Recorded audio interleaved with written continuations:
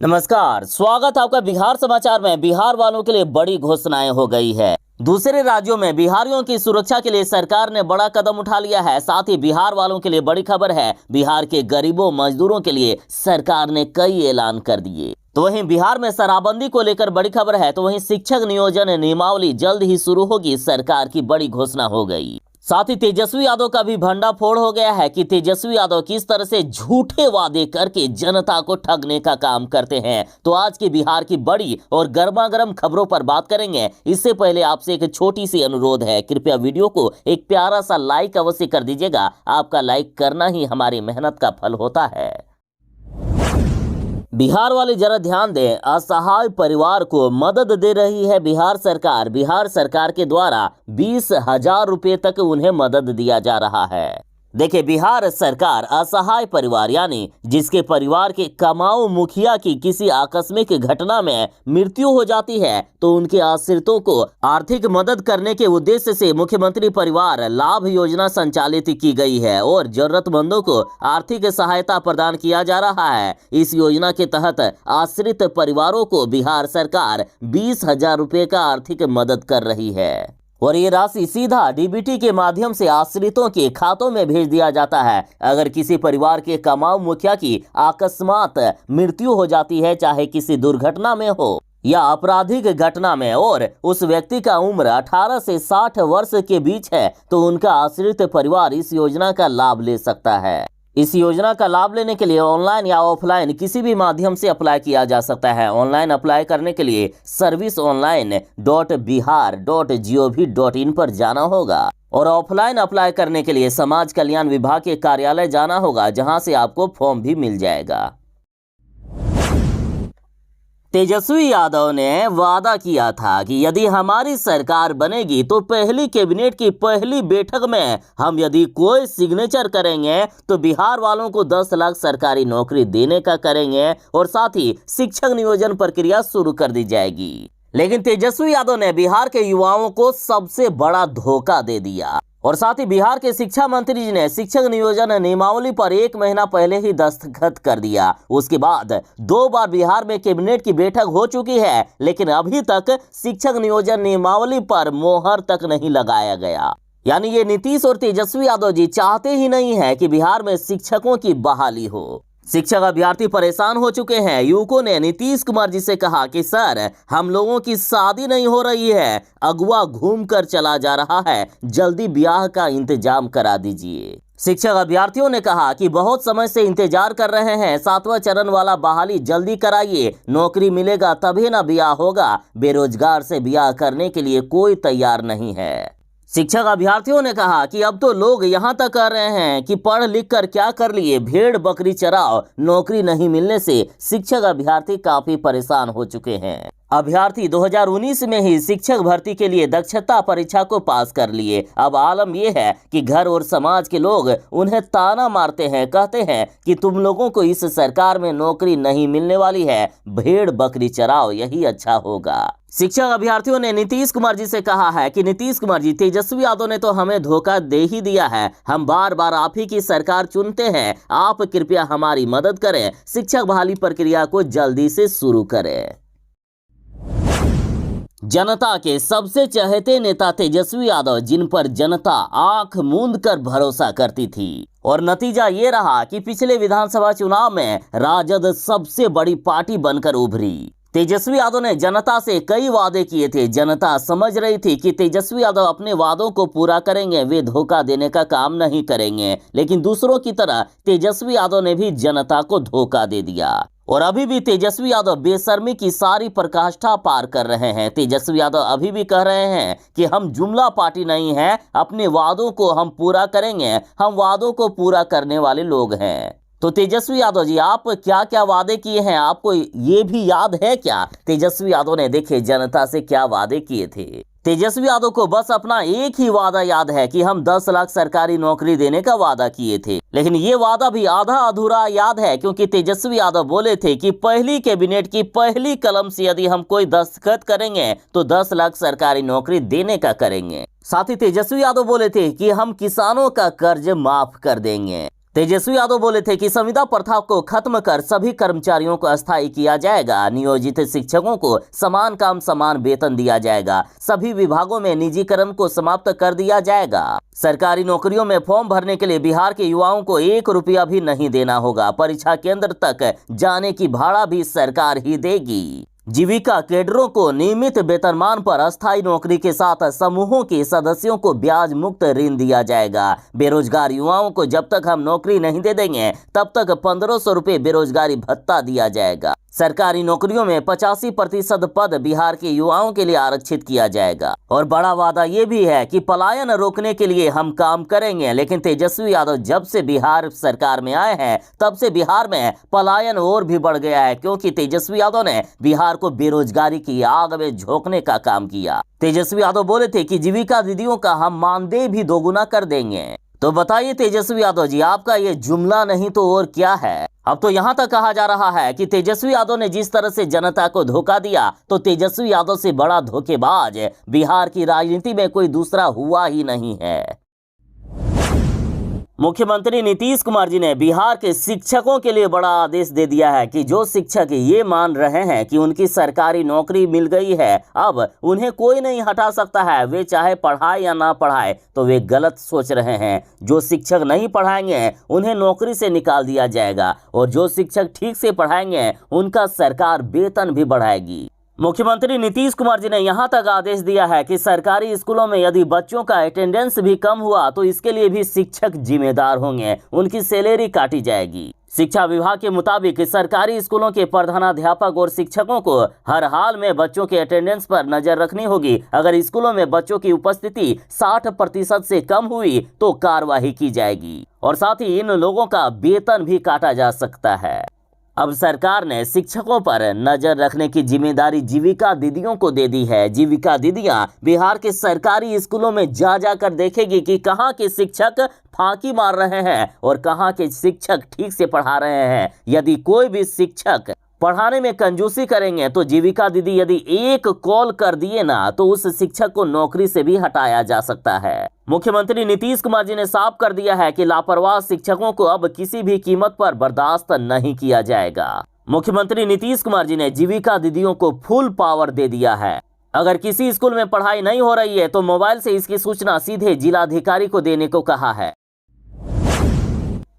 जब से तेजस्वी यादव बिहार के स्वास्थ्य मंत्री बने हैं तब से लगातार स्वास्थ्य व्यवस्था को सुधारा जा रहा है। बिहार में पहले ही रेफरल पॉलिसी लागू कर दी गई है, यानी बिहार के हर सरकारी डॉक्टर को अब मरीजों का उचित इलाज करना होगा।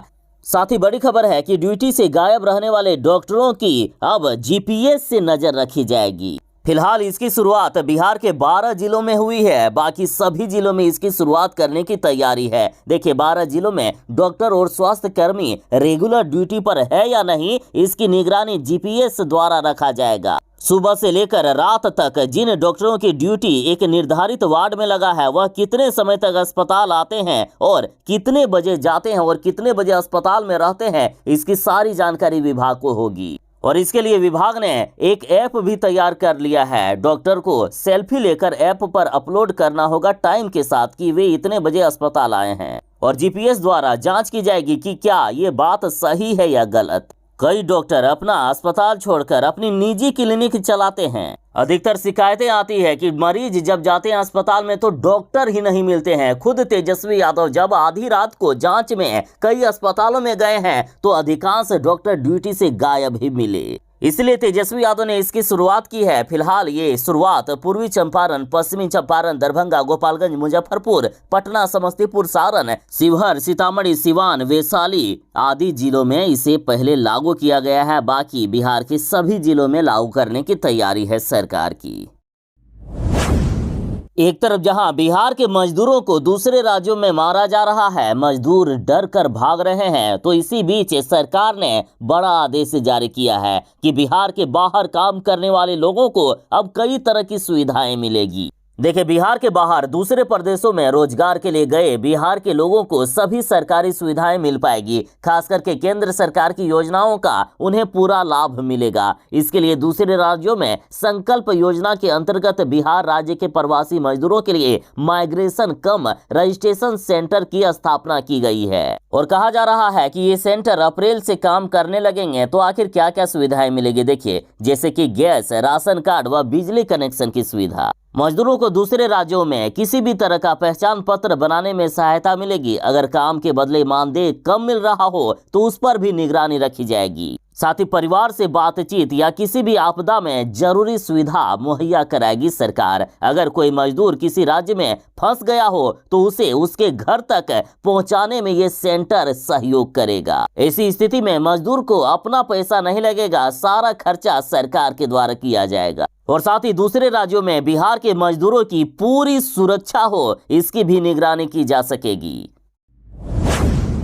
बिहार की राजनीति में बातें हो रही है कि नीतीश कुमार जी ने जो तेजस्वी यादव के साथ जाने का फैसला किया, ये बिहार की राजनीति में सबसे गलत फैसला रहा है और इसका विरोध खुद जदयू के नेता करने लगे हैं। एक के बाद एक जदयू के नेता पार्टी से इस्तीफा दे रहे हैं और अब नीतीश कुमार जी के परम मित्र प्रशांत किशोर ने नीतीश कुमार जी के डील का खुलासा किया। इन्होंने कहा कि बिहार में जंगल राज चाहते हैं नीतीश कुमार जी और मुझे भी इसमें घसीटा जा रहा था, लेकिन मैंने ऑफर को ठुकरा दिया। प्रशांत किशोर ने जदयू और आरजेडी के बीच हुई डील का खुलासा किया है। इन्होंने कहा कि नीतीश कुमार 2025 तक अपनी कुर्सी को सुरक्षित रखने के लिए बीजेपी से नाता तोड़े हैं। इन्होंने कहा कि मार्च 2022 में जब दिल्ली में मेरी मुलाकात नीतीश कुमार जी से हुई थी तो उस समय इन्होंने कहा था कि बिहार में एक बार फिर से हम लोग जंगल राज लाएंगे। पीके ने बताया कि नीतीश कुमार जी को ये बात अच्छी तरह से पता है कि 2024 में लोकसभा चुनाव जीतने के बाद सबसे पहले बीजेपी नीतीश कुमार जी को सीएम की कुर्सी से हटाने का काम करती और ये सब होने से पहले नीतीश कुमार जी ने अपनी कुर्सी बचाने की व्यवस्था कर ली और अब नीतीश कुमार जी तेजस्वी यादव के नेतृत्व में अगला चुनाव लड़ेंगे, इसकी भी घोषणा हो गई है। लेकिन जान लीजिए कि नीतीश कुमार जी को ना तो तेजस्वी यादव से कोई प्रेम है और ना ही आरजेडी की विचारधारा से उन्हें कोई मतलब।